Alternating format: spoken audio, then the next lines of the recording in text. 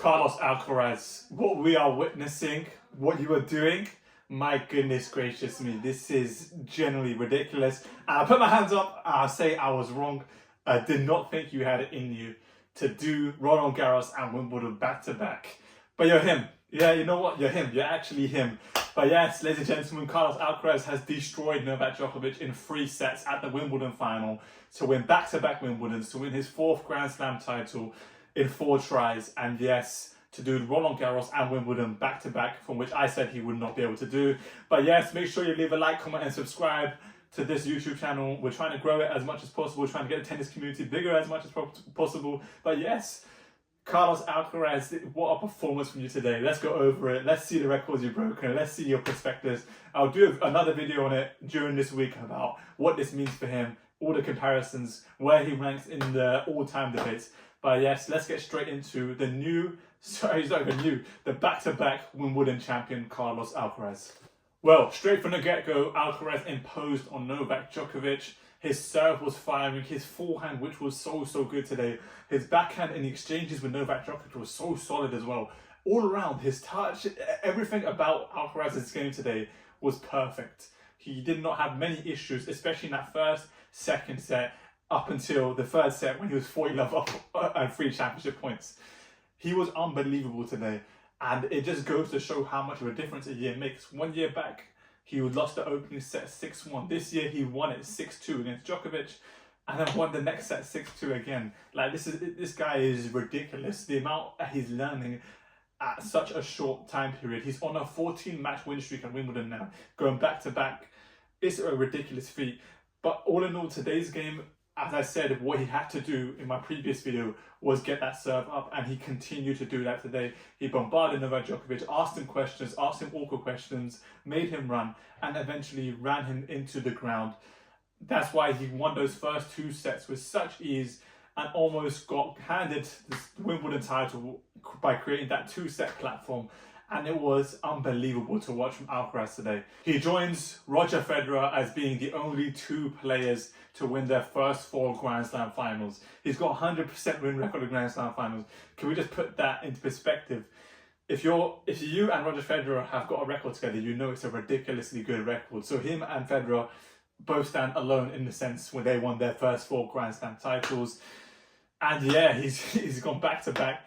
He's won Wimbledon back to back, and he's won the French Open, and he's become the 6th man in tennis history, in the Open era, to win back to back Roland Garros and Wimbledon. My criticism of, well, not criticism, my thing that I had to say, the bone that I had to pick, was I didn't think he was able to do it at the age of 21 to go back to back Wimbledon and French Open.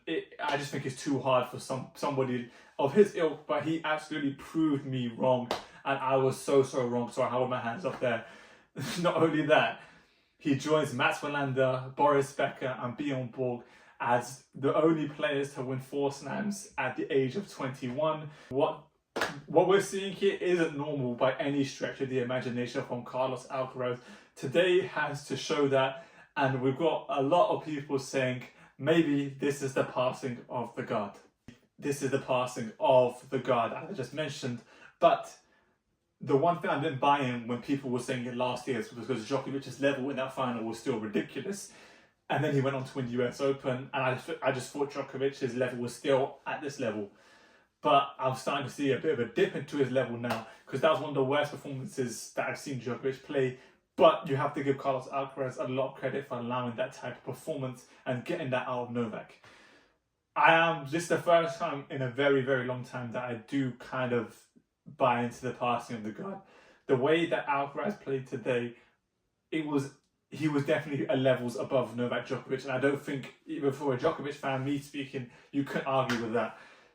And I do have a sense of maybe, I don't know the end for Djokovic, I don't think it is, but it's not, if you go back a year, and now you think about it coming forward a year, this is quite a different Djokovic we're seeing here. Physically slower, he's still hitting some ground strokes decently, but he has taken a dip, and it is quite I wouldn't say it's a red flag yet, but it is quite prominent in his game that he's not playing at the level that he was last year. And Alcaraz has improved so much.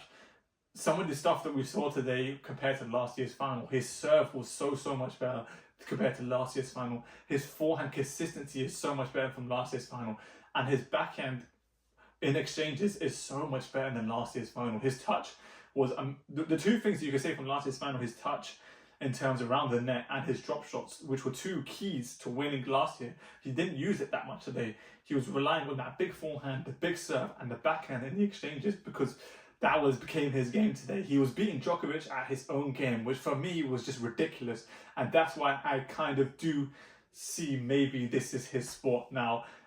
Coming back from Roland Garros to Wimbledon is ridiculous, but we have to wait and see what he does in US Open. If he does win US Open, raps. Yeah, it's raps. Oh, do you want to know what a wild stat about today is as well? Obviously, the talk about the big three, Novak, Roger, Rafa, they did not hit 4 slams as early as Alcaraz has done. Nadal did it at 22. I think Federer did it at 23. I think Djokovic did it at 25. So the rate that this guy is going at is generally ridiculous. I'm going to do a video comparing him to the big three later on this week, but that's an interesting stat. And how much better can he get is the real question. His game is rapidly improving. If you look from last year to this year, he looks stronger. He looks like he's more consistent. His serve looks bigger. His game actually does look bigger. And he's only 21. My question is, how much better can he get? Let me know what you guys think. But yes, Carlos Alcaraz is a back-to-back Wimbledon champion, the 6th man to do French Open and Wimbledon back-to-back. And he joins an illustrious crew of people. And he has won all 4 of his Grand Slam finals. But yes, let me know your thoughts about this match. Leave it in the comments. Make sure you like, comment, and subscribe. And I was wrong. My apologies, Alcaraz. But congratulations to you in Spain on a ridiculous feat. Peace.